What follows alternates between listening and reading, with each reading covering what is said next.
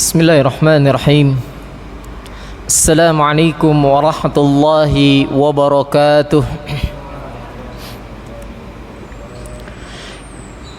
Innal hamdalillah nahmaduhu wa nasta'inuhu wa nastaghfiruh wa na'udzu billahi min shururi anfusina wa sayyiati a'malina.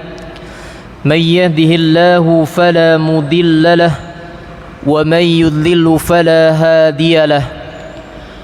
Wa ashhadu an la ilaha illallah wahdahu la syarika lah wa ashhadu anna Muhammadan abduhu wa rasuluh sallallahu alaihi wasallam wa ala alihi wa ashabihi wa man tabi'ahum bi ihsanin ila yaumiddin. يا أيها الذين آمنوا اتقوا الله حق تقاته ولا تموتن إلا وأنتم مسلمون.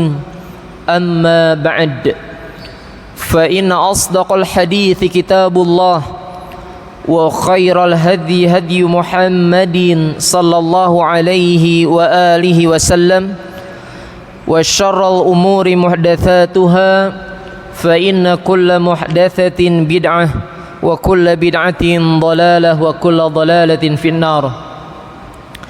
طيب أحبتي في الله، معاشر المسلمين، معاشر الإخوة، إخواني في الدين، طلابul ilm, para penuntut ilmu di majlis Masjid At-Taubah DMIA rahimani wa rahimakumullah.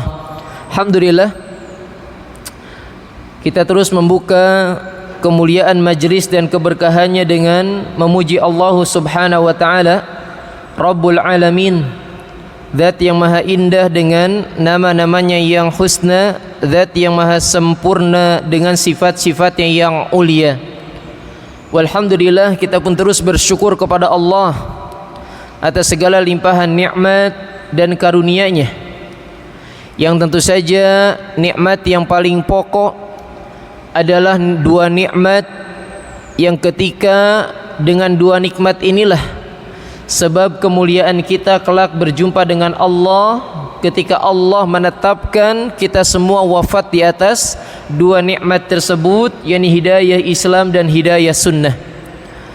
Dan juga sungguh merupakan nikmat yang sangat besar adalah ketika memang syariat Islam menghadirkan beberapa kumpulan waktu-waktu tertentu yang lebih cenderung menjadi musim kebaikan ibadah, yang mendorong jiwa-jiwa mukmin memang lebih bersemangat untuk taat kepada Allah. Maka selepas itu sebagian dari mereka memang sudah diisyaratkan oleh hadis Nabi kita yang mulia alaihi salatu wasallam, inna likulli amalin syirah, sesungguhnya pada penunaian amal-amal itu ada masa semangat yang luar biasa, termasuk pada musim-musim kebaikan ibadah semisal Ramadan yang telah berlalu meninggalkan kita. Namun kata Nabi alaihi salatu wasallam, walikulli syiratin fatrah, namun pada masa-masa ketika semangat ibadah, maka semua dari kita akan terkena dengan keadaan yang melemah. Dan inilah yang menjadi kekhawatiran jiwa-jiwa mukmin pasca musim-musim ibadah tersebut. Sebagian dari mereka ada yang berkurang, melemah ketaatannya kepada Allah. Maka sungguh tatkala semoga dohirnya kita ketika Allah perjumpakan di majlis sore hari ini merupakan pertanda Allah masih jaga kita di atas ketaatan. Semoga ini sebagai bentuk Allah masih kumpulkan kita terus dalam penjagaan suasana hati yang diliputi dengan keimanan. Amin ya rabbal alamin. Taib ikhwani fiddin yang dimuliakan Allah Subhanahu wa taala, maka alhamdulillah di kajian rutin pelajaran kita bersama selepas libur Ramadan, kembali kita menyempurnakan satu hadis yang tersisa di dalam pembahasan kita 50 hadis pilihan, 42 Arba'in An-Nawawi tambah 8 Ibnu Rajab Jami'ul Ulum wal Hikam. Dan di sore hari ini kita masuk pada hadis yang terakhir yakni al-haditsu al-khamsun, hadis yang ke-50. Hadis yang ke-50 yang dipilih oleh Al-Hafidz Al-Imam Ibnu Rajab rahimahullah adalah hadis yang menjelaskan tentang zahirnya amalan ini adalah amalan lisan, zahirnya ya. Namun dalam ikmalu iqamatihi, kesempurnaan penunaian amalan ini ternyata tetap melibatkan amalan hati dan juga amalan anggota badan,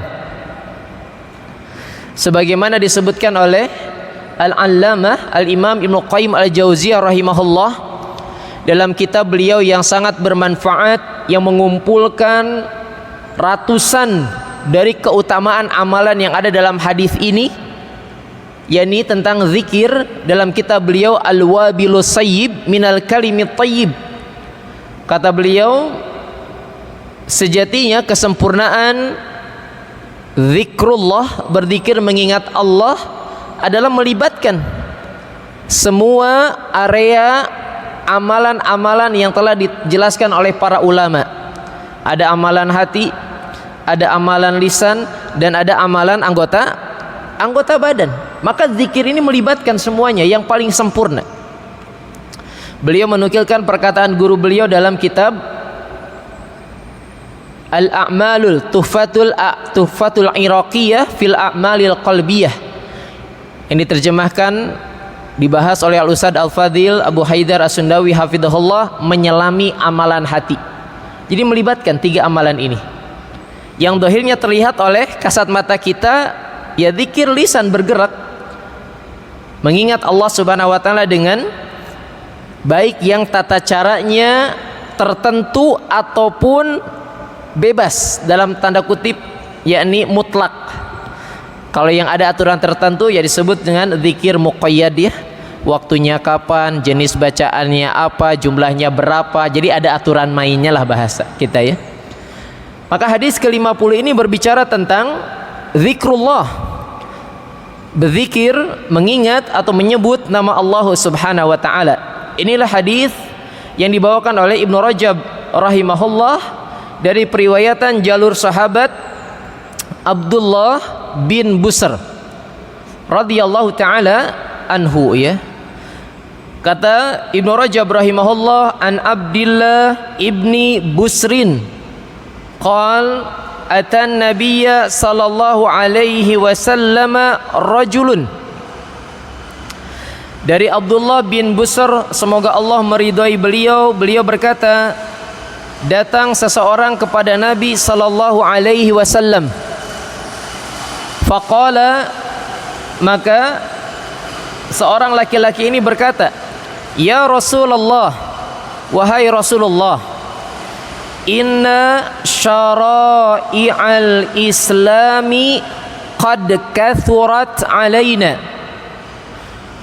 Kata sahabat ini, sungguh syariat Islam yang datang kepada kami, yakni kepada setiap mukmin yang mukallaf ya, karena beban syariat hanya berlaku bagi mukallaf, taklif, terkena beban syariat. Kata sahabat ini, qad kathurat, banyak sekali ya, meskipun yang utamanya kalau berupa amalan anggota badan ya rukun Islam yang 5 yang paling agung ya. Namun selain itu jelas apa yang menjadi kesempurnaan syariat Islam yang mulia ini memang sangatlah banyak. Maka kata sahabat yang bertanya kepada Nabi ini, fababun tamassaku bihi jami'un. Kata dia, maka manakah bagian syariat yang manakah yang benar-benar mesti kami pegang? Disebutkan oleh Al-Hafidz Al-Imam Ibnu Rajab, yakni setelah menunaikan perkara-perkara yang wajib. Kalau yang wajib nggak boleh pilih-pilih ya, semuanya harus ditunaikan. Karena syariat yang lain banyak Bahkan oleh Ibnu Rajab yang dimaksud oleh sahabat yang berkata syarat Islam ini telah banyak adalah dari jenis amalan yang sunnah. Karena kalau yang wajib mah bisa terhitung lah ya. Seperti sholat 5 waktu, yang banyaknya sholat sunnah. Kalau saum ya Ramadan saja, ya qadha pengganti Ramadan, ya kalau nadar, ya kalau kafarah gitu ya. Tapi selebihnya saum sunnah yang lebih banyak. Sedekah yang wajib ya sudah hanya zakat fitr, zakat mal dengan syarat-syarat yang sudah terpenuhi dengan berbagai jenis zakat malnya. Selebihnya sedekah sunnah saja, ya. Maka setelah itu mana yang harus benar-benar kami prioritaskan untuk kami pegang, kami amalkan? Mendengar perkataan tersebut, Nabi kita yang mulia sallallahu alaihi wasallam bersabda, la yazalu lisanuka ratban min dzikrillah. Kata beliau sallallahu alaihi wasallam, hendaknya lisanmu selalu basah dengan berzikir mengingat Allah Subhanahu wa taala. Hadis ini dikeluarkan oleh Imam Ahmad dalam musnadnya dengan lafaz semisal ini, juga dalam Sunan Tirmidzi dan Ibnu Majah, demikian juga dalam Sahih Ibnu Hibban dan dalam Mustadrak Imam Al-Hakim. Dan hadis ini dinyatakan oleh sebagian ulama hadis hasan, meskipun Syekh Syuaib Al-Arnaut menyatakan sanad hadis ini sahih. Jadi berselisih pendapat derajat hadis ini apakah hasan atau sahih. Paling minimal ya hasan ya. Barakallahu fikum, inilah lafaz dari hadis ke-50 yang akan kita keluarkan beberapa faidah dan juga penjelasan fikih hadisnya. Yang pertama tadi sahabat yang meriwayatkan hadis ini adalah Abdullah bin Busr radhiyallahu taala anhu. Beliau adalah seorang sahabat yang sekaligus bersama ayahnya juga adalah sahabat. Abdullah bin Busr. Siapa bapaknya? Ya Busr. Iya. Siapa kakeknya? Kakeknya yakni Al-Mazini atau sering disebut sebagai Abu Busr. Jadi Abdullah bin Busr bin Abi Busr Al-Mazani. Abdullah bin Busr langsung menjadi saksi doa keberkahan dari Nabi yang dibacakan ketika ayahandanya meminta didoakan oleh Nabi ketika menjamu hidangan makanan untuk Rasulullah sallallahu alaihi wasallam. Dan ini adalah salah satu doa Nabi yang diajarkan kepada kita, kalau ada yang memberi makan kepada kita, doakan mereka. Selain doa yang sering dibacakan, Allahumma at'amani, Allahumma at'im man at'amani wasqi man saqani. Wahai Allah, berikanlah makanan kepada orang yang telah memberiku makan, berikanlah minuman kepada orang yang telah memberiku minum. Ternyata ada doa yang lain yang Nabi ajarkan, yakni ketika ayah dari Abdullah ini menyuguhkan makanan kepada Nabi, kemudian dia berkata kepada Nabi, ud'ullahu lana, berdoalah kepada Allah untuk kami. Abdullah bin Busr lihat ya, ada saat itu menjadi saksi. Maka Nabi pun berdoa untuk kami, kata Abdullah bin Busr, Allahumma barik lahum fima razaqtahum. Wahai Allah, berkahilah mereka atas rezeki yang Kau telah berikan kepada mereka. Waghfir lahum warhamhum, dan ampunilah dosa mereka dan rahmatilah mereka. Jadi kekhususan Abdullah bin Busr beserta ayahandanya atau keluarganya termasuk yang khusus mendapatkan doa Nabi. Ya. Dan doa ini pun menjadi amalan doa bagi kita kalau ada yang memberikan makanan kepada kita. Di antaranya Abdullah bin Busr pernah ikut berperang di masa Amirul Mukminin Utsman bin Affan radhiyallahu taala anhu bersama sahabat yang nanti menjadi khalifah, meskipun berselisih dengan Ali bin Abi Thalib, yakni Muawiyah bin Abi Sufyan. Beliau pula termasuk tercatat sebagai sahabat yang terakhir wafat, sebagaimana Anas bin Malik. Tapi Abdullah bin Busr itu sebagai sahabat yang wafat terakhir di daerah Syam. Ya, Syam Suriah, Filistin ya, Yordan, Lubnan, Libanon. Nah, di sana beliau meninggal ya. Sampai disebutkan oleh seorang ulama ahli sejarah, beliau wafat pada tahun 88 Hijriyah dan dia adalah wa huwa akhiru man mata minas sahabati bisyam. Beliau termasuk sahabat yang terakhir wafat di daerah Syam ya. Dan di antara hadis yang dibawakan oleh beliau adalah hadis ke-50 ini. Ahibati fillah, ini muliakan Allah Subhanahu wa taala. Berkata Fadilatul Syekh Abdul Razzaq bin Abdul Muhsin Al-Badr hafizahullah tentang hadis ini. Kata beliau, su'alu hadzal rajul Rasulullah sallallahu alaihi wasallam mithalun minal amthilatil katsirati fi su'ali ashabi Rasulillah alaihi salatu wassalam an umuriddin. Kata Syekh Abdul Razzaq hafizahullah, pertanyaan sahabat ini adalah soal yang merupakan contoh dari sekian contoh-contoh yang banyak dari model pertanyaan para sahabat radhiyallahu taala anhum ajmain, yang persamaan dari pertanyaan mereka adalah semua sahabat tidak pernah bertanya tentang urusan dunia. Tapi yang selalu mereka pertanyakan kepada Nabi, kata Syekh Abdul Razzaq, an umuriddin, tentang urusan apa? Agama. Iya. Tentang perkara agama. Wa kullu dzalika dalun ala fadlihim. Yang ketika kembali kita berjumpa dengan hadis yang diawali pertanyaan sahabat ini, menunjukkan ini menjadi dalil, bukti yang kesekian kalinya dari baru saja 50-an hadis yang kita bahas. Sudah berapa kali kita berjumpa dengan hadis-hadis yang diawali pertanyaan dari para sahabat. Maka kata Syekh, dalun ala fadlihim, ini bukti tentang keutamaan mereka. Keutamaan siapa? Para sahabat. Iya. Yang diantara keutamaan mereka adalah wasabaqihim, mereka lah yang paling bercepat-cepat, bersegera, berlomba-lomba ila kulli khairin, dalam seluruh perkara kebaikan ya. Makanya prinsip kita sebagaimana dijadikan salah satu buah karya oleh Al-Ustadz Al-Fadil ya, Al-Walid, ayahanda kita Abdul Hakim bin Abir Abdad hafidhahullah, yakni lau kana khairan lasabaquna ilaih. Kalau sungguh jelas itu perkara kebaikan dalam agama ini, artinya memang dicontohkan oleh Nabi, maka merekalah niscaya yang benar-benar melakukannya lebih dahulu. Iya. Maka ini keutamaan sahabat. Mereka yang paling bersegera dalam kebaikan. Wa hirsihim ala kulli khair, mereka pula lah yang paling bersemangat dalam jalan-jalan kebaikan.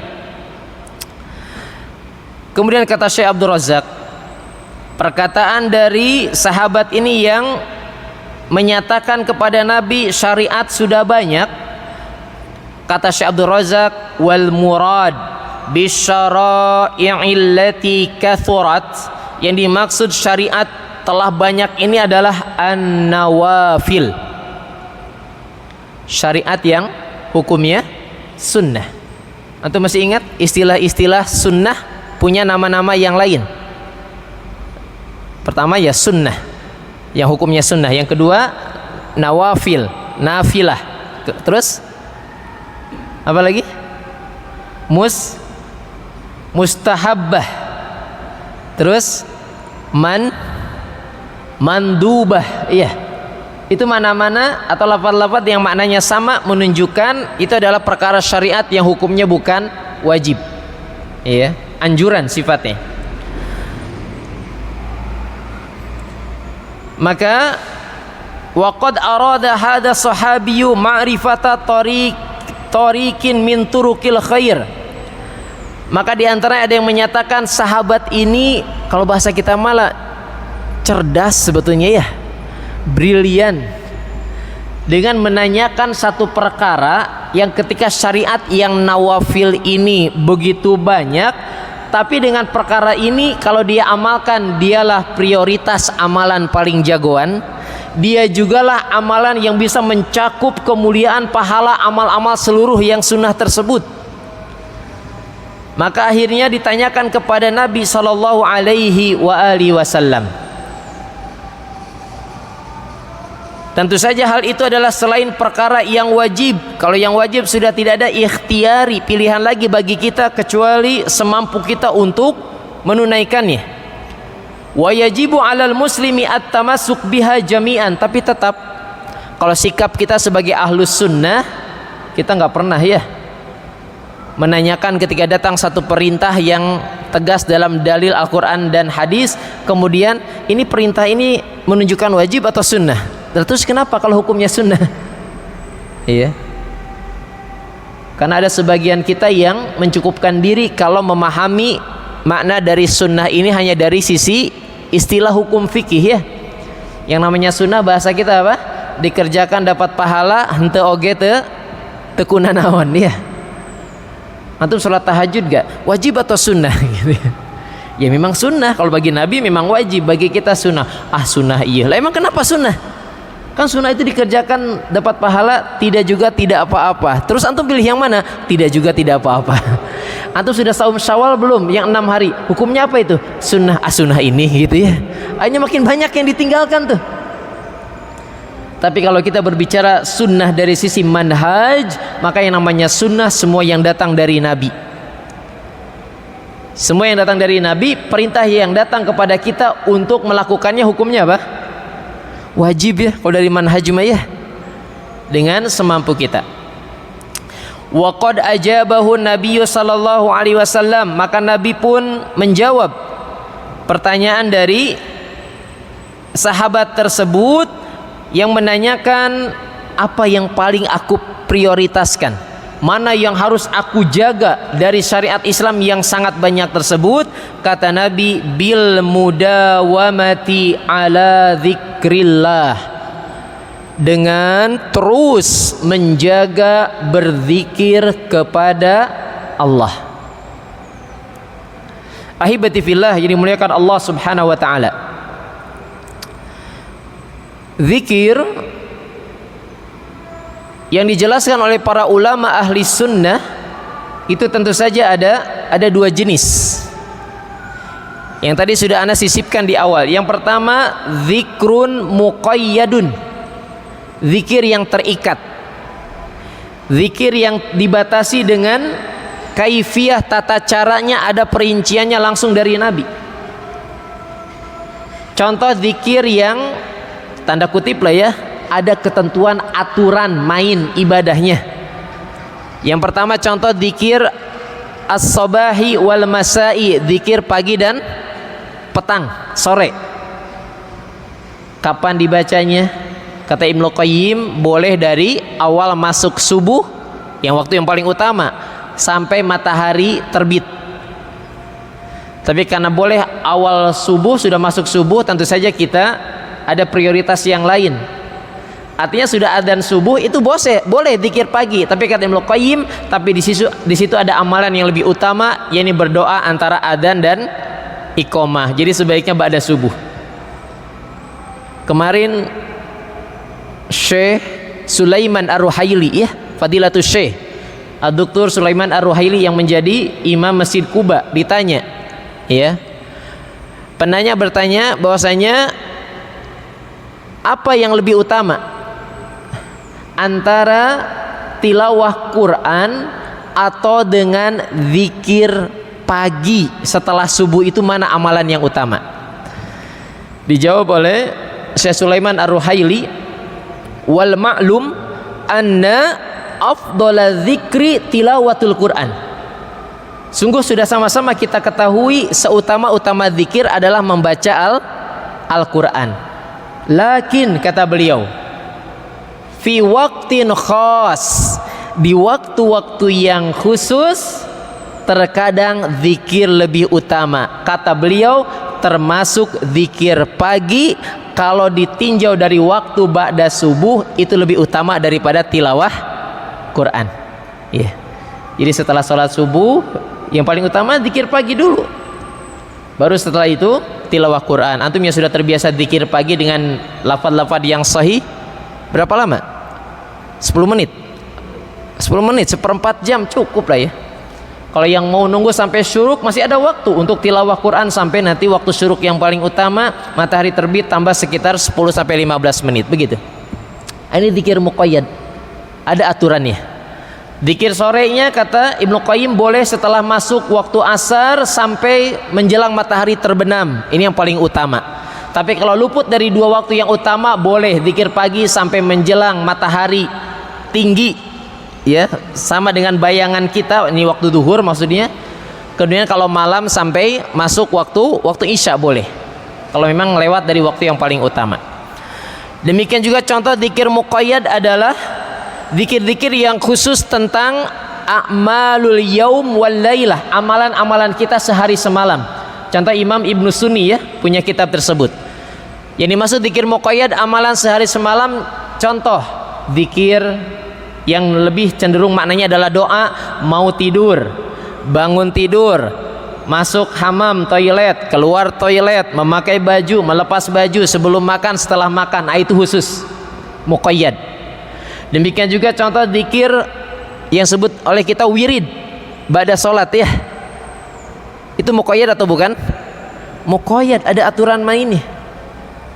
Dan antum yang sudah paham tentang tuntunan sunnah Nabi, lisan kita pertama kali selepas selesai sholat, salam, tengok kanan, tengok kiri, lisan kita pertama kali apa?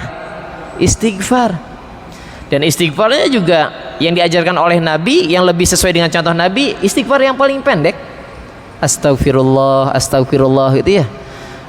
Terus tiba-tiba ada sebagian saudara kita yang menganggap lebih panjang lebih bagus, astagfirullah wa atubu ilaih gitu ya. Iya. Kita jawab, kalau memang lebih panjang lebih baik pakai aja sayyidul istighfar. Ente apal aja, nggak hafal. Kok nggak hafal? Kan itu yang paling afdal. Tapi bukan berbicara lebih baik, lebih panjang. Yang menentukan lebih baik adalah yang sesuai dengan contoh dalil. Cukup astagfirullah. Apalagi yang lebih menyimpang lagi ya, yang tidak sesuai dengan contoh Nabi. Ada yang habis sholat ucapan pertamanya alhamdulillah, ada. Alhamdulillah, ada nggak? Mungkin ada. Siapa?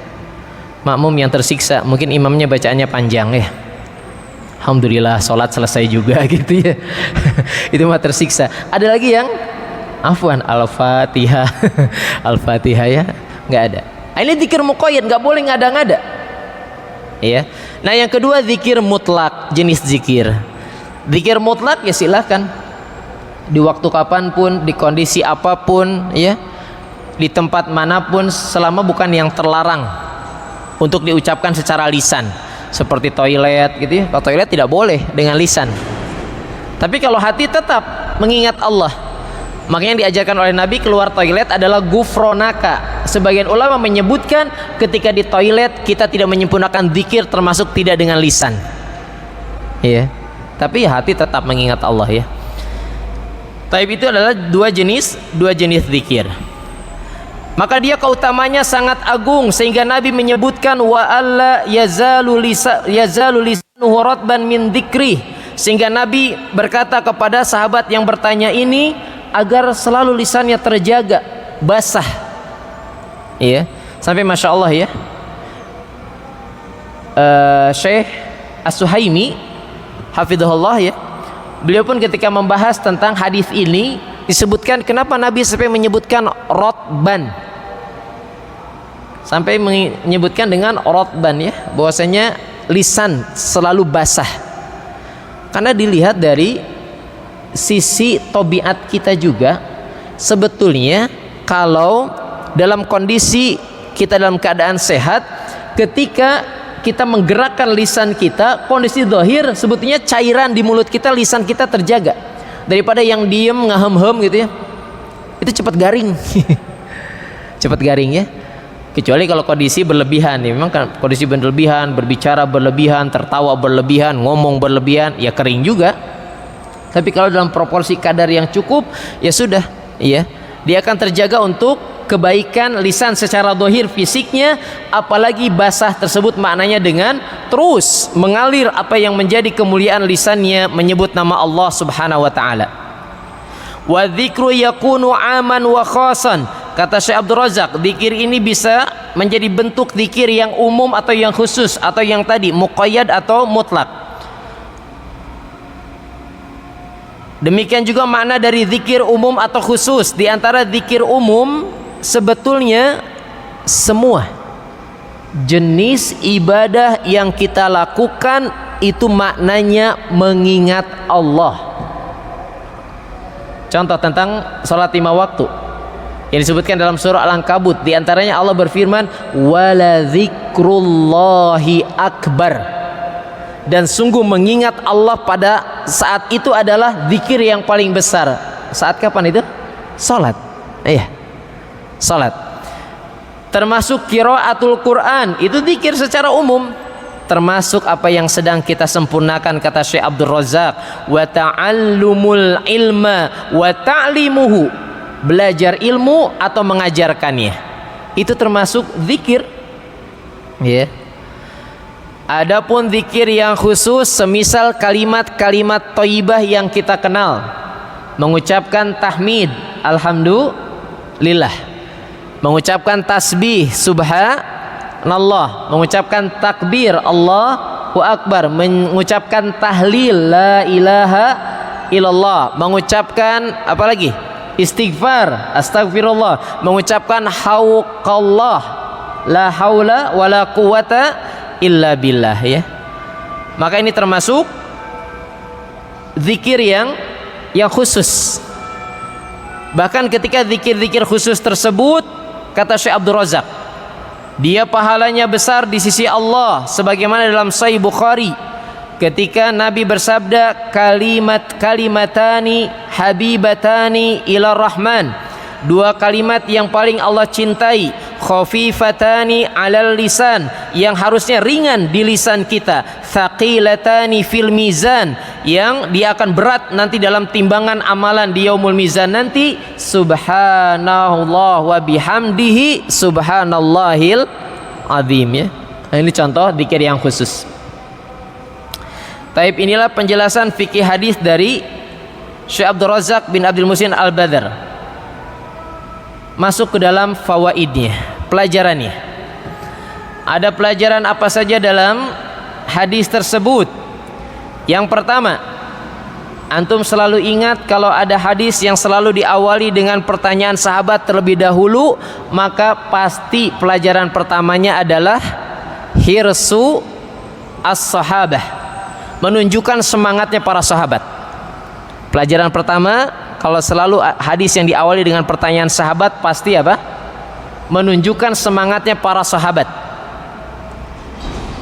Alal as'ilati an umuri dinihim, yang mereka selalu bersemangat bertanya kepada Nabi tentang kebaikan urusan agama, ya, tentang urusan agama, akhirat, amalan dan seterusnya.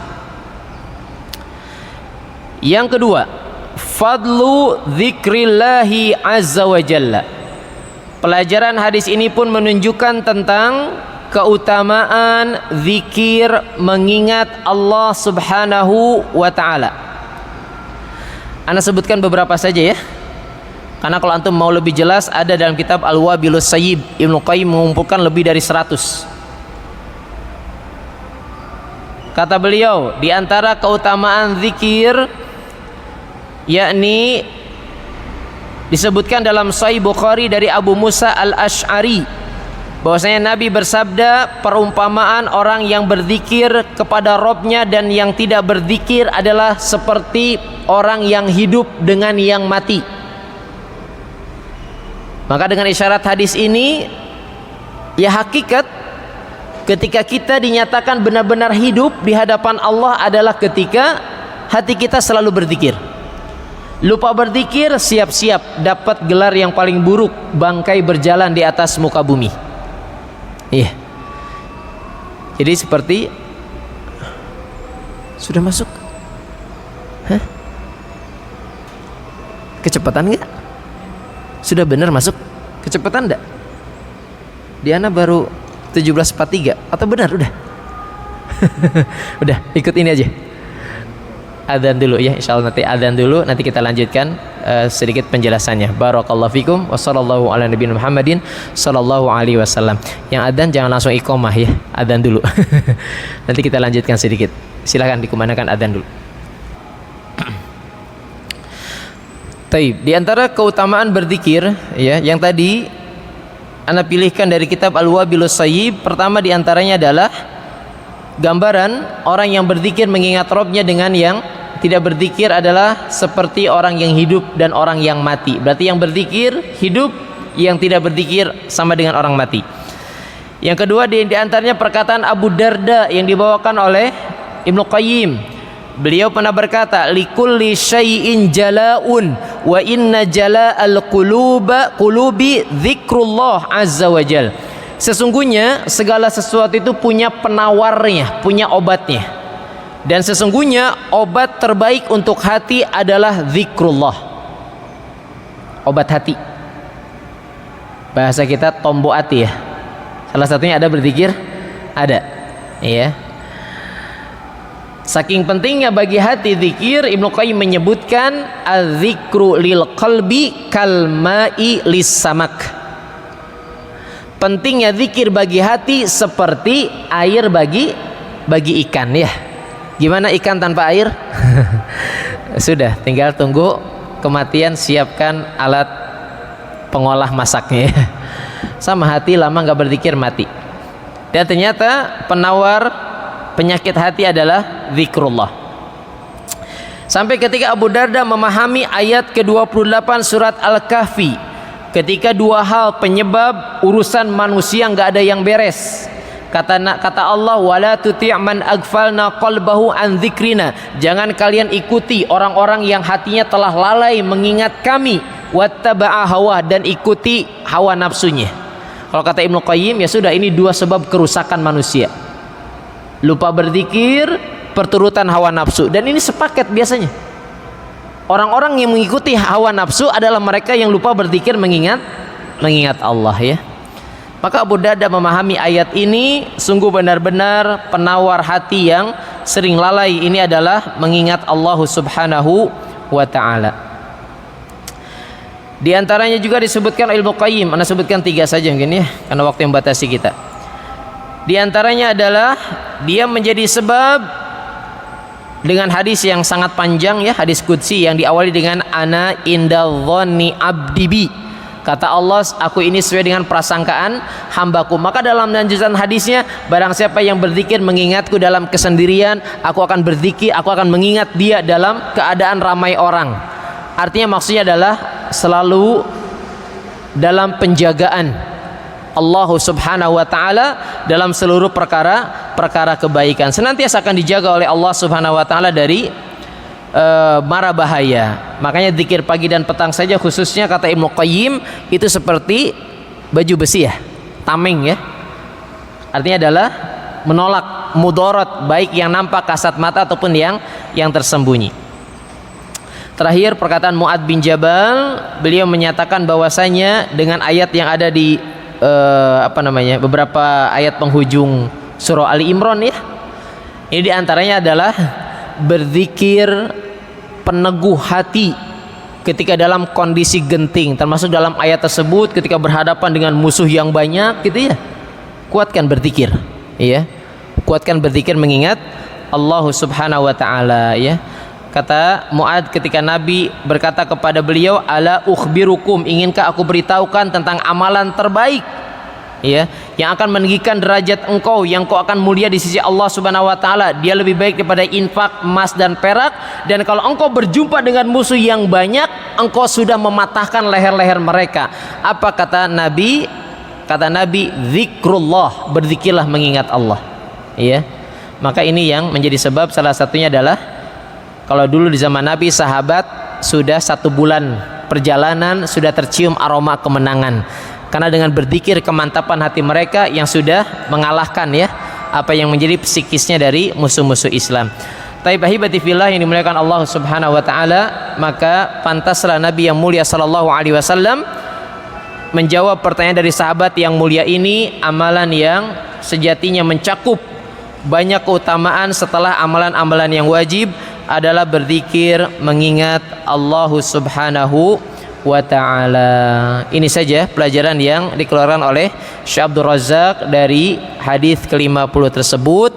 Walhamdulillahi wal minnah, hanyalah milik Allah segala pujian dan sanjungan, bahwasanya kita sudah menyempurnakan dari pembahasan 50 hadis yang 42-nya Arba'in An-Nawawi dan 8 tambahan dari Ibnu Rajab rahimahumullahu jami'an. Semoga apa yang kita bahas bermanfaat, menjadi tambahan ilmu yang bermanfaat ya. Wassallallahu ala nabiyina Muhammadin sallallahu alaihi wa alihi wasallam. Ada pertanyaan? Masih ada waktu?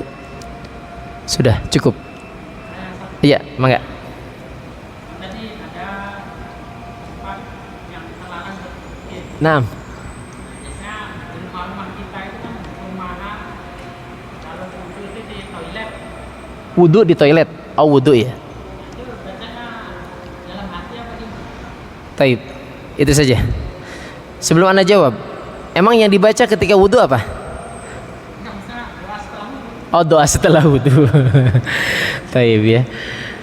Barakallahu fiik. Bismillah, alhamdulillah, salatu wassalamu ala rasulillah. Wa ba'an. Pertanyaan yang bermanfaat ya. Ketika tadi salah satu larangan untuk berzikir, maksudnya sempurnanya zikir dengan mengucapkan lafaz-lafaz ya dengan lisan, terlarang diantaranya adalah di hammam ya, di kamar mandi. Lantas bagaimana dengan praktikan sebagian kita yang berwudu di toilet ya? Pertama, tentu saja wudu di toilet diperbolehkan hukum asalnya, meskipun yang paling afdol kalau yang terpisah khusus ya. Kita kan kalau berbicara toilet kan ada yang untuk buang hajat gitu ya, gitu. Makanya mana toilet di kita gitu ya. Makanya masuk ke ruangan tersebut memang terlarang zikir secara lisan. Maka ketika berwudu di dalamnya tadi hukum asalnya boleh. Bagaimana ketika ada doa-doa yang harus kita lafalkan? Maka kata Syekh bin Baz dalam fatwa beliau, diantaranya adalah itu dilafadzkan di luar kamar mandi tersebut. Termasuk ketika kalau ada yang berpendapat mengucapkan bismillah ketika apa nih, kocok-kocok tangan ya, itu bersih-bersih tangan, meskipun disebutkan itu hanya sunnah saja. Kalaupun ada yang mengamalkan itu, maka sudah tercakup ketika mau masuk toilet tersebut dia mengucapkan diantara yang membaca doa masuk toilet adalah bismillah a'udzubillah gitu ya. Jadi minal khubusi wal khoba, a'udzubika minal khubusi wal khobais. Jadi di awal sudah di cover di awal. Terus ya silakan buang hajat gitu ya. Kemudian wudu di dalam juga, pas mau berdoa keluar dulu gufronaka, baru baca doa ya, doa setelah wudu tersebut. Jadi bacaannya dengan lisan, tetap harus dengan lisan doa untuk amalan ini, tapi dilakukan ketika sudah keluar dari area hammam tersebut, karena tidak dipersyaratkan untuk doa tersebut harus menyambung setelah wudu selesai. Tidak ada jeda, tidak ada syarat seperti itu ya. Termasuk ketika wudu memang tidak bisa dihindarkan di toilet, maka untuk meraih kemuliaan, karena amalannya besar ya, membaca doa setelah wudu itu, maka lakukan ketika kita sudah keluar dari toilet tersebut ya. Jadi tetap kembali hukum asalnya, wudu di toilet boleh atau tidak? Boleh ya. Tapi yang lebih afdal sudah di luar ya. Kalau ada khususnya keran-keran untuk berwudu, di situ saja. Wallahu a'lam bishawab. Nah, barakallahu fikum. Cukup? Ada, silakan.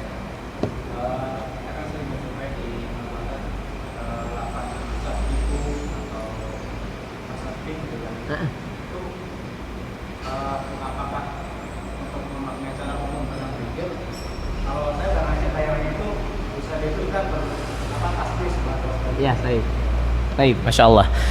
Baik, bismillah, alhamdulillah, salatu wassalamu ala rasulillah wa ba'd. Barakallahu fiik. Ya, banyak ayat-ayat termasuk dalam Al-Quran ya, belum berbicara tentang hadis saja. Dalam ayat Al-Quran banyak makna yang ketika Allah berfirman, contoh dalam surat Al-Ahzab ya, tentang perintah zikir juga. Ya ayyuhalladzina amanu dzkurullaha dzikran katsira wasabbihuhu bukratan wa asila. Contoh juga dalam penghujung surat Qaf ya, fasabbih bihamdi rabbika qabla tulu'i syamsi wa qablal ghurub. Itu ya. Jadi sering disebutkan dengan sabbih atau wasabbihu gitu ya. Maka makna awalnya memang maha suci Allah. Dan disebutkan oleh Hafidz Al-Imam Ibnu Katsir rahimahullah dalam tafsiran dan juga para mufassirin yang lain, ketika meskipun yang disebutkan hanya satu, contoh hanya sabbih tadi ya, wasabbihu bukrata wa asila, dan sucikanlah Allah di waktu pagi dan sore. Atau dalam penghujung ayat-ayat surat Qaf tadi disebutkannya dua, wasabbih bihamdi rabbik, sucikanlah Allah dan bertahmidlah kepadanya. Maka itu termasuk dalam lafaz ba'dun likulli, menyebutkan sebagian tapi makna seluruhnya, artinya berzikir maknanya. Makanya ketika tadi ayat khusus surat Al-Ahzab, ya di ayat berapa tuh? 42 43 ya. Ya ayyuhalladzina amanu dzkurullaha dzikran katsira. Wahai orang-orang yang beriman, berzikirlah dengan zikir yang banyak, wasabbihuhu bukratan wa asila, dan sucikan Allah di waktu pagi dan petang. Ini termasuk dalil dari Al-Qur'an tentang zikir pagi dan petang ya. Tapi maka maksudnya adalah berzikir secara keseluruhan. Berzikir secara keseluruhan ya. Kalau tidak ada yang memalingkan makna untuk mengkhususkan hanya bertasbih saja, maka itu makna umumnya adalah berzikir dengan lafaz-lafaz kalimat thayyibah secara keseluruhan. Tapi kalau ada yang dikhususkan, maka kembali kepada subhanallah. Contoh zikir tentang ketika kita perjalanan. Dalam satu riwayat Nabi menyebutkan ketika dalam perjalanan mendapati jalanan yang menanjak, maka bertakbirlah Allahu akbar. Ketika menemui turunan, maka bertasbihlah. Nah ini khusus, ucapkan subhanallah. Demikian ya. Jadi kalau dalam ayat-ayat yang tadi meskipun hanya menyebutkan tasbih, sucikanlah Allah, maksudnya adalah zikir secara keseluruhan ya. Wallahu a'lam bishawab. Nah, barakallahu fikum. Demikian cukup. Ya, kita cukupkan kajian kita pada kesempatan sore hari ini, dan alhamdulillah ini adalah penutup dari rangkaian hadis-hadis yang terkumpul dalam 50 hadis yang Allah mudahkan bagi kita untuk membahas dari awal sampai akhir. Semoga seluruh apa yang menjadi pembahasan kita tercatat sebagai faidah ilmu yang bermanfaat, yang mewariskan amal-amal salih sebagai bekal kita kelak berjumpa dengan Allah Subhanahu wa taala. Ana mohon maaf atas berbagai kekurangan dari bentuk penyampaian tentang hadis-hadis tersebut. Kesempurnaan hanyalah milik Allah Jalla wa ala. Wa sallallahu ala nabiyina Muhammadin sallallahu alaihi wasallam, wa akhiru da'wana alhamdulillahi rabbil alamin. Subhanakallah bihamdik, asyhadu an la ilaha illa anta astaghfiruka wa atubu ilaik. Assalamualaikum warahmatullahi wabarakatuh.